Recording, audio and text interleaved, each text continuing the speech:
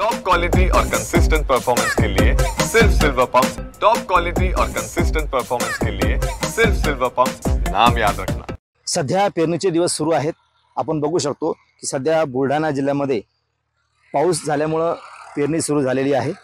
शेतकरी वर्ग जो आहे तो आपल्या शेतामध्ये सध्या सोयाबीन, उडीद, मूग या बियाण्यांची पेरणी या ठिकाणी करत आहे। गेल्या 2 दिवसापासून जिल्ह्यामध्ये या ठिकाणी पेरणी सुरू झालेली आहे। 2 दिवसापासून या ठिकाणी जिल्ह्यामध्ये मोठ्या प्रमाणामध्ये पाऊस झाला होता, म्हणजे पेरणी योग्य पाऊस झाला होता। त्यामुळे शेतकऱ्यांनी आपल्या शेतामध्ये पेरणी सुरू केल्याचं आपल्याला या ठिकाणी दिसते। मागील 7 जून पासून या ठिकाणी मूळ नक्षत्राला सुरुवात झाली होती आणि पावसाने या ठिकाणी दडी मारली होती। त्यामुळे शेतकरी चिंतेमध्ये होता।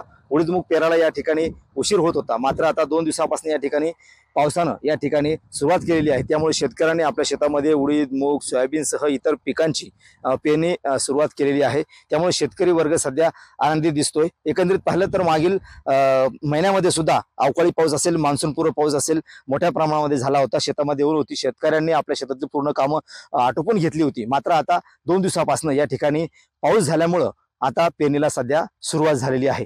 कॅमेरामन निलेश देशमुख सह गणेश सोळंकी, TV9 मराठी, बुलढाणा।